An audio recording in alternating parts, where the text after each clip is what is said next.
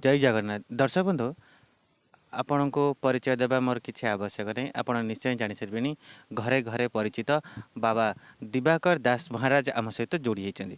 दर्शक बंधु आपण तो देखुवे अनेक घटना घटी चली कल्की विषय अनेक आलोचना पर्यालोचना हो महाप्रभु कल्की केउं स्थान में लीला करेंगे ता विषय सीधा सड़क बाबा सहित कथा मुझे एक बाबा एक भिडियो देखुली। बाबा जहाँ कहते जहाँ कल्की को लेकिन बहुत अपप्रचार होइछि एवं ता विषय सीधा सड़क बाबा सहित कथा आम सहित जोड़ी होकर रुहतु भिडियोर शेष पर्यंत। बाबा प्रणाम एवं आम चैनल को स्वागत। जय जगन्नाथ जय जगन्नाथ।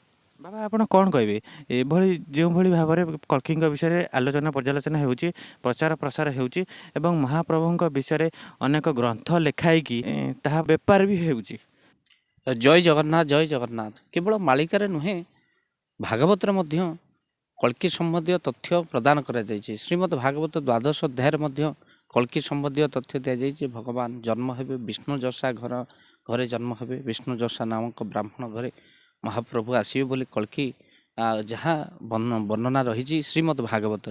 भक्तबंधु कहवाक ये चाहूँ जे कल्की लीलार कल्पना जयदेव कहते जे कल्की कलिजुगरे जे शेष अवतार 10 अवतार भितर शेष अवतार हूँ कल्की अवतार। तेणु भगवान आसवे महापुरुष लिखिं जे मेल्छ संहारण करने कला धला घोड़ा चढ़ी प्रभु नारायण निजे आसवे जगन्नाथ बलभद्र।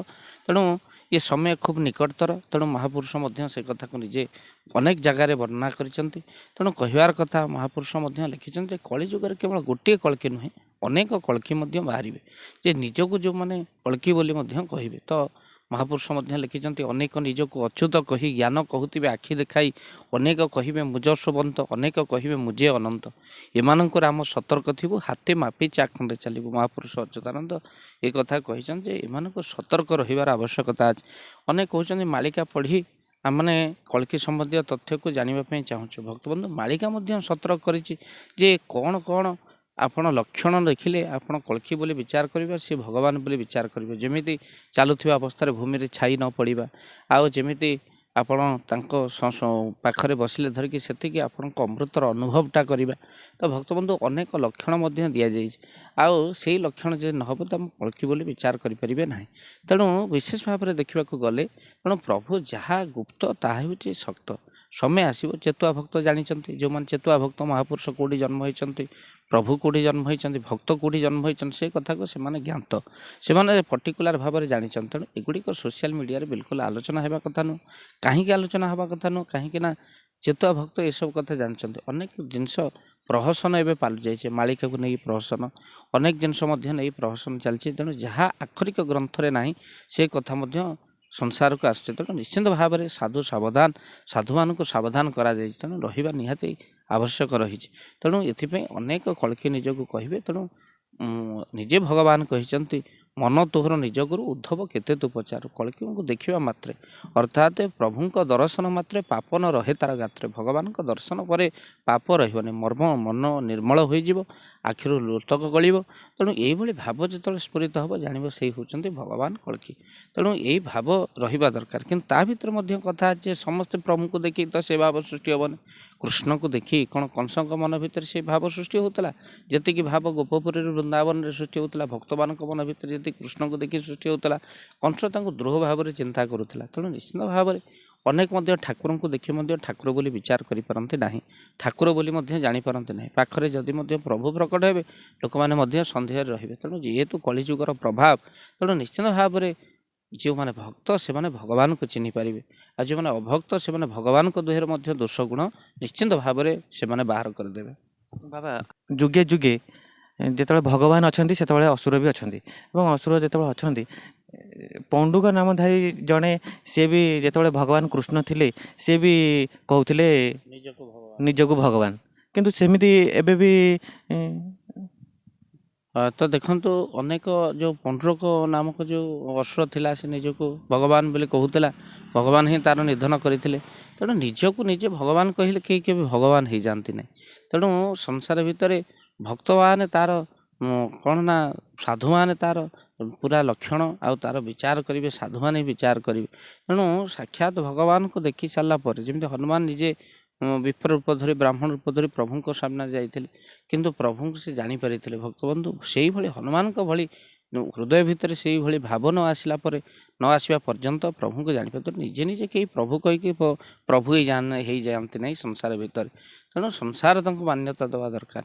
ତେଣୁ ଅନେକ ଅସୁର ରହିବେ, ସେମାନେ ନ ମାନିପାରନ୍ତି, କିନ୍ତୁ ସମଗ୍ର ଜଗତରେ ଭକ୍ତମାନେ ମଧ୍ୟ ଦେଖି, ଅନେକ ଭକ୍ତ ମଧ୍ୟ ଅଛନ୍ତି ଯେଉଁମାନେ ଦେଖିକି ମଧ୍ୟ ସେମାନେ ଭଗବାନଙ୍କ ଦେହରେ ନିଶ୍ଚିନ୍ତ ଭାବରେ ସେ ଲକ୍ଷଣକୁ ଦେଖି ସାକ୍ଷାତ ହନୁମାନଙ୍କ ଭଳି ପ୍ରଭୁ ରାମଙ୍କ ପାଦ ତଳେ ପଡ଼ିଲା ଭଳି ସେମାନେ ମଧ୍ୟ ପ୍ରଭୁଙ୍କ ପାଦ ତଳେ ପଡ଼ିଯିବେ।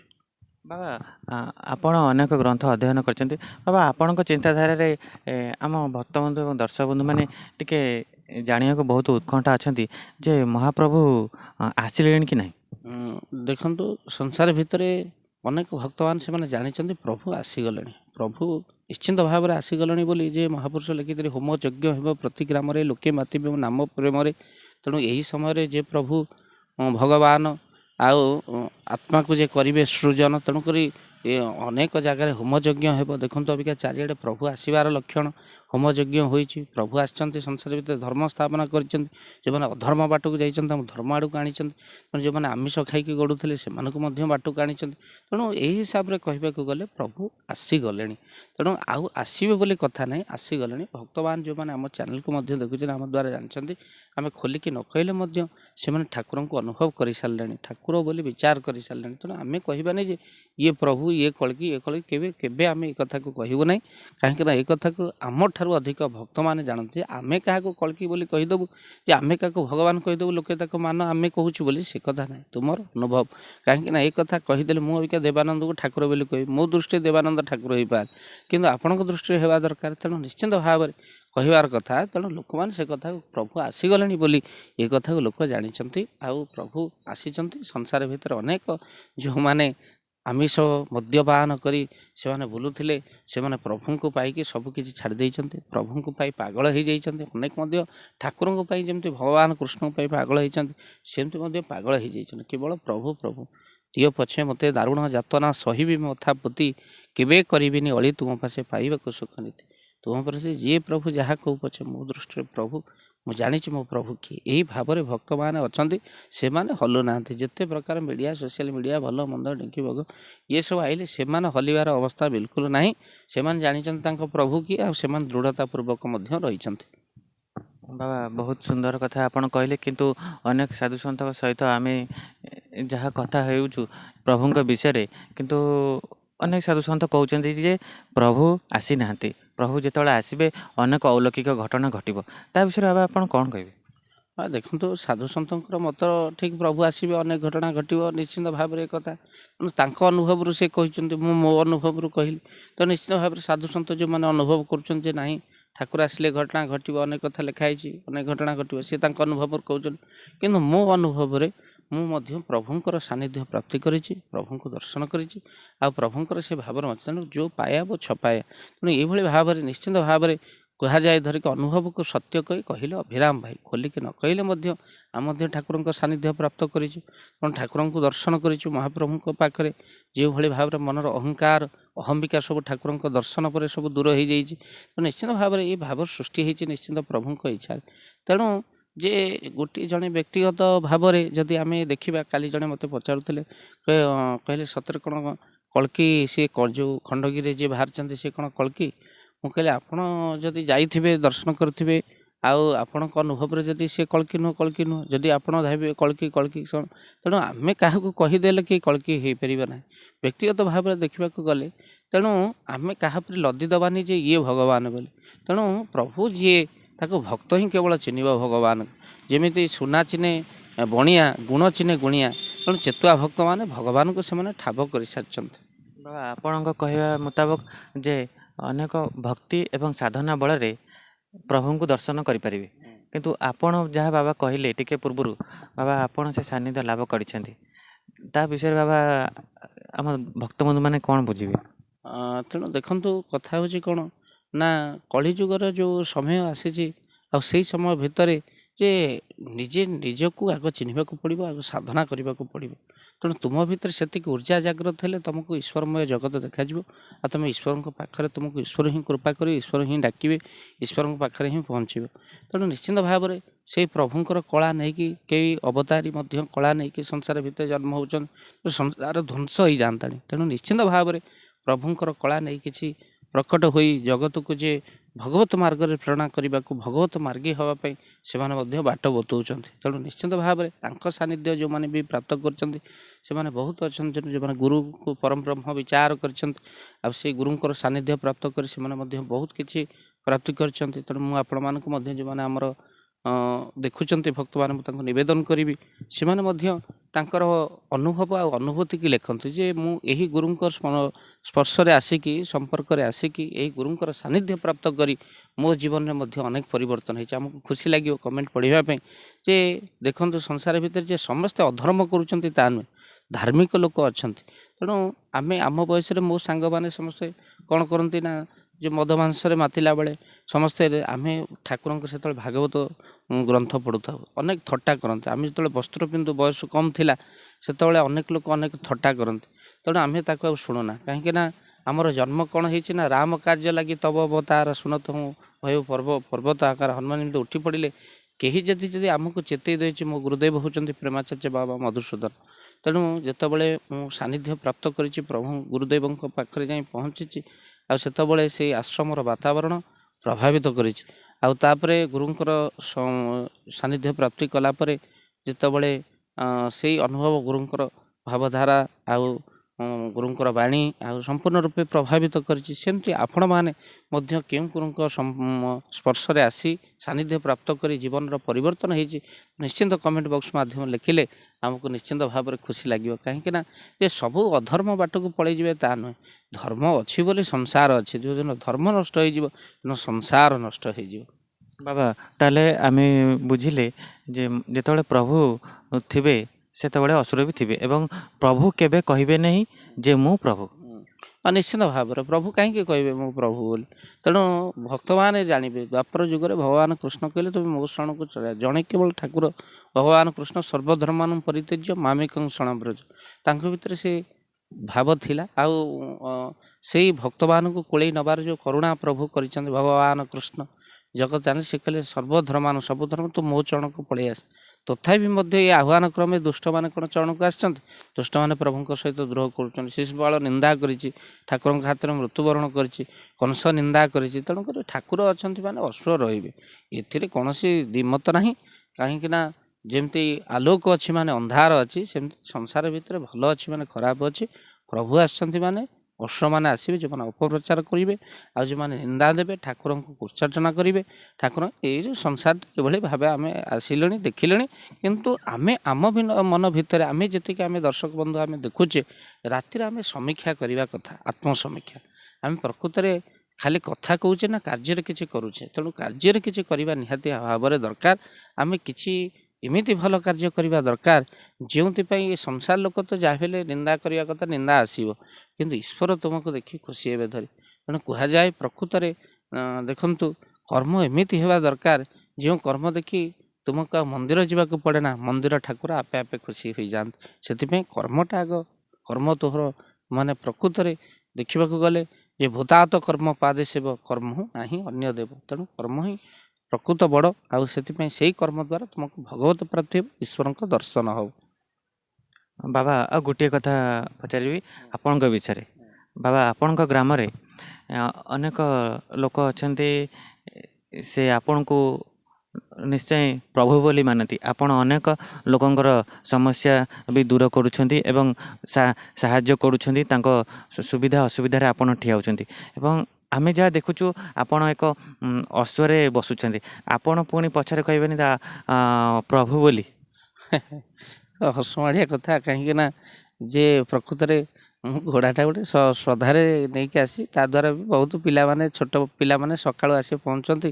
ସେମାନେ କ'ଣ କରୁଛନ୍ତି ନା ଘୋଡ଼ା ଉପରେ ବସୁଛନ୍ତି, ଭାରି ଆନନ୍ଦ ହେଉଛନ୍ତି। ପିଲାବେଳେ ମୁଁ ଯେତେବେଳେ ନବମରେ ପାଠ ପଢ଼ୁଥିଲି ସେତେବେଳେ ପୁରୀ ଯାଇଥିଲି ବେଳାଭୂମିକି। ମୋ ପାଖରେ 10 ଟଙ୍କା ଥିଲା, ସାଙ୍ଗମାନେ ସମସ୍ତେ ସବୁ ଖର୍ଚ୍ଚ ବାର୍ଚ୍ଚ କରିସାରିଲୁଣି, ଗାଡ଼ି କରି ଯାଇଛୁ, 10 ଟଙ୍କା ଥାଏ, ତେଣୁ ଘୋଡ଼ା ଉପରେ ବସିଲେ 20 ଟଙ୍କା ନେଉଥାଏ। ମୁଁ ଯେତେବେଳେ 10 ଟଙ୍କା ତାକୁ ଦେଲି, ସେ ରାଗିକି କହିଲା 10 ଟଙ୍କା ଦେଉଛି ଘୋଡ଼ା ଉପରେ ବସିବ, ଚାଲି ଚାଲି ପଳେଇବା ଘୋଡ଼ା ସାଙ୍ଗରେ। ମୁଁ ସେଠି ମହାପ୍ରଭୁଙ୍କୁ କହିଲି, ମହାପ୍ରଭୁ ମୁଁ ବି ଦିନେ ଗୋଟେ ଘୋଡ଼ା କିଣିବି। ତେଣୁ ଏହି ହିସାବରେ ଗୋଟେ ଘୋଡ଼ା ଆସିଛି।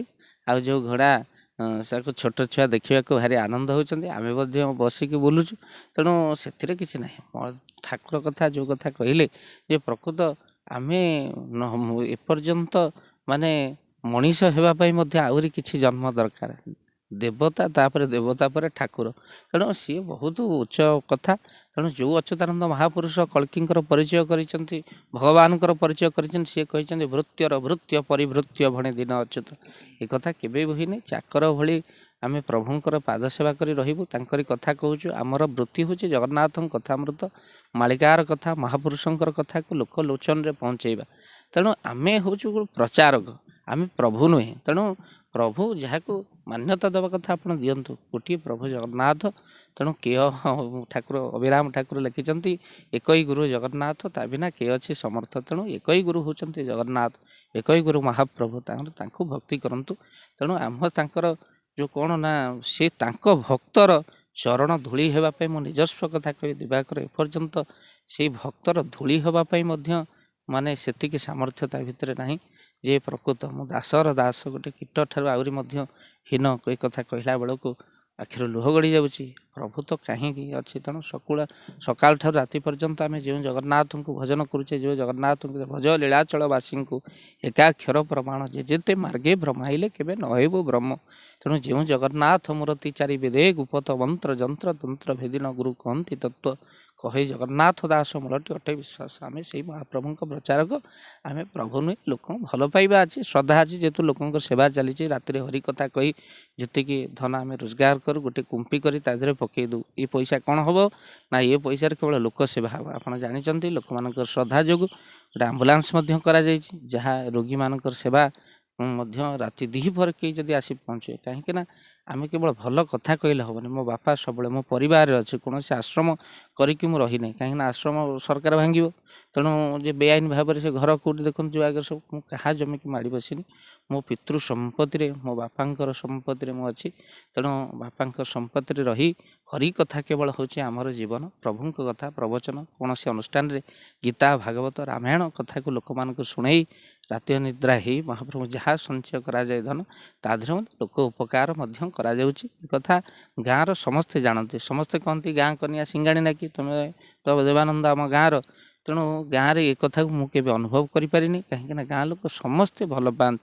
ଯେଉଁ ଲୋକ କହନ୍ତି ଯେ ଗାଁ କନିଆ ସିଙ୍ଗାଣି ନାକି, ସେ କଥା ମୁଁ କେବେ ବି ଅନୁଭବ କରିନି। ଗାଁର ରାତି ପାହିଲେ ଲୋକମାନେ, ଗାଁର ଲୋକମାନେ ସମସ୍ତେ ଆସନ୍ତି, ବହୁତ ଭଲ ପାଆନ୍ତି। କିଏ କାହାର ମୁଁ ପୁତୁରା ହେବି, କାହାର ପୁଅ ହେବି, କାହାର ନାତି ହେବି, ସମସ୍ତଙ୍କ ସହିତ ଶ୍ରଦ୍ଧା। ଗାଁର ଅନୁଷ୍ଠାନ, ଗାଁର ଲୋକମାନଙ୍କ ଶ୍ରଦ୍ଧା, ଏମିତି ସଂସାର ବିତେଇଲେ। କାହିଁକିନା ମୁଁ ପରିବାର ସହିତ ଅଛି। ମୋ ବାପା ମା ଅଛନ୍ତି, ମୋ ମା ଅଛନ୍ତି। ରାତିରେ ମୁଁ ପ୍ରବଚନରୁ ଯେତିକି ବେଳେ ଆସେ, ମୋ ମାଆର ପାଦ ସେବା ନ କଲେ ମୁଁ ଶୋଇପାରେ ନା। ତେଣୁ ଯେଉଁଠି ରହିବି, ଆଉ ସେଠି ଧରି ଆଶ୍ରମ ମଧ୍ୟ ଅଛି। ଅନେକ ଜାଗାରେ ମଧ୍ୟ ଅନେକ ଭକ୍ତବାନ ଡାକନ୍ତି, ନାହିଁ ମାଆକୁ ଛାଡ଼ିଦେଲେ ତୀର୍ଥ ନାହିଁ। ବାପା ମାଆଠୁ ବଡ଼ ଦେବତା କେହି ନାହିଁ। ଯେଉଁମାନେ ଭ୍ରମଣ କରୁଛନ୍ତି ସେମିତି ଜମା ବି ଭ୍ରମନ୍ତୁ ନାହିଁ। ତୁମ ଦେବତା ହେଉଛନ୍ତି ତୁମ ବାପା ମା, ତୁମ ପ୍ରଭୁ ଜଗନ୍ନାଥ। ତେଣୁ ବାପା ମା କହିଛନ୍ତି ତୁମେ ଜଗନ୍ନାଥଙ୍କ ପାଖକୁ ଯାଅ, ଗୁରୁ କର, ଗୁରୁଙ୍କୁ ପ୍ରାର୍ଥନା କର। ତେଣୁ ଇଏ ହେଉଛନ୍ତି ତୁମର ଇଷ୍ଟ। କୁଆଡ଼େ ଭ୍ରମରେ ପଡ଼ ନା। କୌଣସି ଜାଗାରେ କେଉଁଠି ହଟ ଚମକ ଦେଖିକି ସେଠିକି ଜାଗାକୁ ଯାଅ ନା।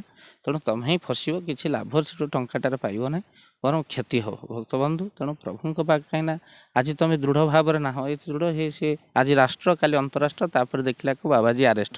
ତେଣୁ ଏଇସବୁ ଘଟଣାକୁ ଦେଖି ସାରିଲା ପରେ ତୁମ ବିଶ୍ୱାସ ତୁଟିବ। ତେଣୁ ତୁମେ ସେଠୁ ଭଲ ଖରାପ ଲୋକଙ୍କୁ ଦେଖି ଭଲ ଲୋକଙ୍କୁ ନିନ୍ଦା କରିବ, କି ହେ ବାବାଜୀ ନିହାତି ଭଣ୍ଡ ହେଇଥିବ। କେହି ଯଦି କେଉଁଠି ଠକ ଧରା ପଡ଼ିଲେ, ଆମେ ପ୍ରବଚନକୁ ଯାଉଥିବୁ, ଲୋକ ସବୁ ଅନଉଥିବେ ଯେମିତି ଆମେ ତାଲିବାନ ସହିତ ଆମର ତାଲୁକ ଅଛି, ପାକିସ୍ତାନକୁ ଯେମିତି ଗୁପ୍ତ ତଥ୍ୟ ଦିବାକର ପ୍ରଦାନ କରିଛି। ତେଣୁ ଲୋକ ସେମିତି ଅନଉଥିବେ, ଇଏ ବି ଗୋଟେ ଭଣ୍ଡ ହେଇଥିବ। ସେମିତି କିଛି ବି କଥା ନାହିଁ। ଟଙ୍କାଟେ କାହାଠୁ ଆଣିଲା ବେଳକୁ ଆମେ 10 ଥର ଚିନ୍ତା କରୁଛୁ, କାହିଁ 10 ଟଙ୍କା ଆମର ପଳେଇବନି ତ। ତେଣୁ ସେଭଳି ଭାବରେ କେବଳ ଭଲ କଥା କହୁନୁ, ଭଲ କାର୍ଯ୍ୟ ମଧ୍ୟ କରିବାକୁ ଚେଷ୍ଟା କରୁଛୁ। ଯଦି ବି ଦୋଷ ଗୁଣ କ'ଣ ରହିଛି, ଲୋକ ମଧ୍ୟ ତାକୁ କହୁଛନ୍ତି। ଗାଁରେ ରହୁଛୁ, ପରିବାରରେ ରହୁଛୁ, ବୋଉ ଅଛି, ବଡ଼ ଭାଇ ଅଛନ୍ତି, ସେମାନେ ସବୁ ଆସୁଛନ୍ତି, ଏଇଟା ଠିକ୍ ନୁହଁ, ଏଇଟା ଭୁଲ, ଏଇଟା ଅମକ ନୁହଁ। ମଣିଷ ମାତ୍ରକେ ମଧ୍ୟ ଭୁଲ ରହିଛି। ତେଣୁ ନିଶ୍ଚିନ୍ତ ଭାବରେ ଏମିତି କାର୍ଯ୍ୟ କରି ତାଙ୍କ କଥା କହି କଟିଯାଉ ଦିନ। ମାଗେ ଦିବାକର ପ୍ରଭୁ, ଏ କଥା କେବେ ନ ହେଉ ଆନ। ପ୍ରଭୁ ତୁମ କଥା କହି ମୋର ଦିନ କଟିଯାଉ। ତେଣୁ ମାଗେ ଦିବାକର ଚରଣ ତୁମ୍ଭର ପ୍ରଭୁ ଆଉ କିଛି ଦରକାର ନାହିଁ। ତେଣୁ ପ୍ରାଣ ଯାଉ ତୋତେ ସ୍ମରି ପରମ ଦୟାଳୁ ହରି। ଏତିକି କ'ଣ ମାଗିବି? ସେଇ ପ୍ରଭୁ ହେବା ତ ଦୂରର କଥା, ସେ ପ୍ରଭୁଙ୍କର ପାଦ ସେବା କରୁ କରୁ ତାଙ୍କ କଥା କହୁ କହୁ ଏ କଣ୍ଠ ରୁଦ୍ଧ ହେଇଯାଉ। ମଣିଷ ପ୍ରଭୁଙ୍କ ପାଖରେ ହାତ ଗୋଡ଼ ଚଳୁଥାଉ ଥାଉ ଠାକୁର ଟିକେ ନେଇଯାଆନ୍ତୁ। ବାସ୍ ଏତିକି କେବଳ କଥା। ଉତ୍ତମ ରୂପରେ ଏ ସଂସାରକୁ ଆସିଥିଲୁ, କିଛି ଖେଳା ଲେଳା ଅଭିନୟ କରିଦେଇକି ବାହୁଡ଼ି ଯିବା, ଗଲା କାମ ସରିଲା। ଜୟ ଜଗନ୍ନାଥ। ବାବା ଆପଣ ଯାହା ବି କୁହନ୍ତୁ, ପ୍ରଭୁ କେବେ ନିଜେ ପ୍ରଭୁ କହିବେନି, କିନ୍ତୁ ଆମେ ଯାହା ଭାବୁଛୁ ଆପଣ ନିଶ୍ଚୟ ଯୋଗ ଜନ୍ମା ଏବଂ ବାପା ମାଆଙ୍କର ଆଶୀର୍ବାଦ ନିଶ୍ଚୟ ଅଛି। ଆପଣ ଅନେକ ଲୋକଙ୍କର ସମସ୍ୟା ଦୂର କରୁଛନ୍ତି, ତାଙ୍କର ସୁବିଧା ଅସୁବିଧାରେ ଆପଣ ଠିଆ ହେଉଛନ୍ତି। ଆଉ ଗାଁରେ ଆପଣ ଯେଉଁ କଥା କହିଲେ, ଗାଁ କନ୍ୟା ସିଙ୍ଗାଣି ନେକି, ସେଭଳି ଯାହା ଦୃଶ୍ୟ ଦେଖିବାକୁ କେବେ ବି ଗାଁରେ ମିଳିନି ମୁଁ ଯେପର୍ଯ୍ୟନ୍ତ ଯେତିକି ଜାଣିଛି ଆପଣଙ୍କ ବିଷୟରେ। ଆଉ ଘର ପାଖରେ ତ ଘର ଆଉ ଆମ ଘରକୁ ବାବାଙ୍କ ଘର ଲାଗିଛି। ଆଉ ତେଣୁ ଆମ ଦର୍ଶକ ବନ୍ଧୁମାନେ ନିଶ୍ଚୟ ଭାବୁଥିବେ କାଳେ ଘର ପାଖରେ ହେଇକି ଦେବାନନ୍ଦ ବାବାଙ୍କୁ ଇଏ କରୁଛି, କିନ୍ତୁ ସେଭଳି ନୁହେଁ। କିନ୍ତୁ ଆପଣ ଯଦି ଆସିବେ ନିଶ୍ଚୟ ଜାଣିପାରିବେ ବାବାଙ୍କ ବିଷୟରେ। ବାବା ଅନେକ ରୋଗୀ ଦୁଃଖୀଙ୍କର ଦୁଃଖରେ ସୁଖରେ ଯାଇକି ଠିଆ ହେଇଛନ୍ତି। ବାବା କିନ୍ତୁ ଆପଣଙ୍କୁ ବହୁତ ବହୁତ ଧନ୍ୟବାଦ। ଦର୍ଶକ ବନ୍ଧୁ, ଆଜିର ଅଧ୍ୟାୟକୁ ଏଇଠି ବିରାମ ଦେଉଛୁ। ଆଉ ଏକ ନୂତନ ଅଧ୍ୟାୟରେ ଆପଣଙ୍କ ସହିତ ସାକ୍ଷାତ ହେବ। ସେ ପର୍ଯ୍ୟନ୍ତ ରହୁଛୁ। ଜୟ ଶ୍ରୀ ଜଗନ୍ନାଥ, ଜୟ ପଞ୍ଚସଖା।